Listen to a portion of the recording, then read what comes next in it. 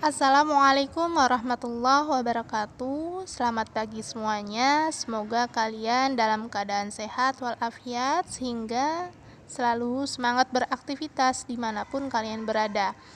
Ini adalah pembelajaran bahasa Indonesia pertemuan yang ketiga. Kalian bisa melihat materi ini di halaman 11. Struktur teks deskripsi.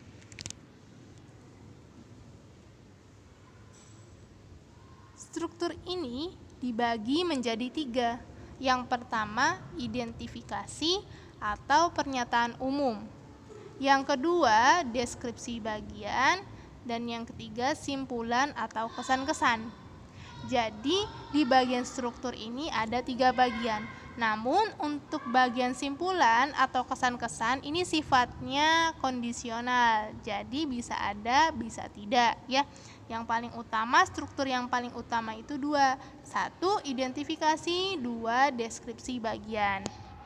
Yuk kita bahas secara detailnya. Lihat slide ini ya. Yang pertama, bagian identifikasi atau pernyataan umum adalah bagian yang mengenalkan objek yang akan digambarkan atau pernyataan umum benda yang dideskripsikan. Bagian ini menjelaskan secara umum objek yang dideskripsikan ya. Jadi bukan secara terperinci. Nah, di bagian ini biasanya letaknya ada di paragraf pertama dalam teks deskripsi. Contohnya bagaimana?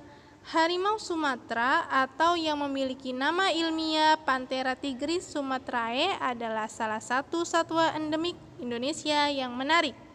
Harimau ini memiliki penampakan yang khas dan berbeda dari jenis harimau lain pada umumnya. Nah, ini termasuk bagian pernyataan umum karena isinya mengenalkan tentang harimau Sumatera ya, secara umum. Sekarang, struktur yang kedua, deskripsi bagian adalah bagian yang menggambarkan aspek-aspek dari objek itu. Ini lanjutan dari deskripsi umum secara jelas dan terperinci. Ingat, kalau di deskripsi bagian isinya tentang penggambaran objek itu sendiri yang jelas dan terperinci. Ya, beda dengan di bagian identifikasi. Ini harus jelas dan terperinci. Kenapa? Agar si pembaca benar-benar melihat, mendengar maupun merasakan apa yang digambarkan di dalam teks deskripsi tersebut. Jadi sifatnya rinci di bagian ini. Contohnya bagaimana? Harimau Sumatera memiliki motif belang yang berwarna orange dan hitam. Di sini sudah ada perincian tentang warna dari harimau Sumatera. Pola hitamnya memiliki ukuran lebar dan jaraknya cukup rapat. Kadang sampai dempet, bisa dibilang belang harimau Sumatera tampak lebih tipis daripada subspesies harimau lainnya. Motif belang ini adalah salah satu kekuatan harimau jenis ini untuk berkamuflase ya. Jadi ini bagian dari deskripsi bagian. Kenapa? Karena di sini menjelaskan secara rinci dan jelas tentang harimau Sumatera itu sendiri. Selain itu, motif belangnya ini juga berperan sebagai pembeda setiap individu harimau dengan individu lain. Motif ini menyerupai fungsi pola sidik jari manusia yang khas satu sama lain ya. Itu ya.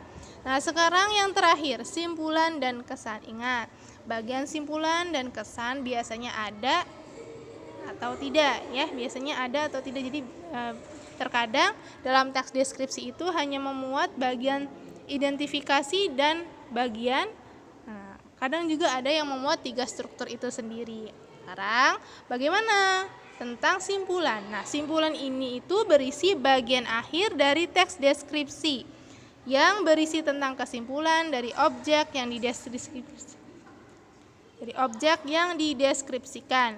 Bagian ini biasanya berisi kesan penulis terhadap objek tersebut. Contohnya, keindahan hutan di Indonesia memang tak perlu diragukan lagi, sebab memang hijau hamparan pohon membuat mata seakan terhipnotis. Nah, ini ya berisi tentang kesan penulis terhadap objek tersebut. Jadi ini bagian simpulan atau kesan. Baik, itu saja kurang lebihnya. Mohon maaf. Wassalamualaikum warahmatullahi wabarakatuh.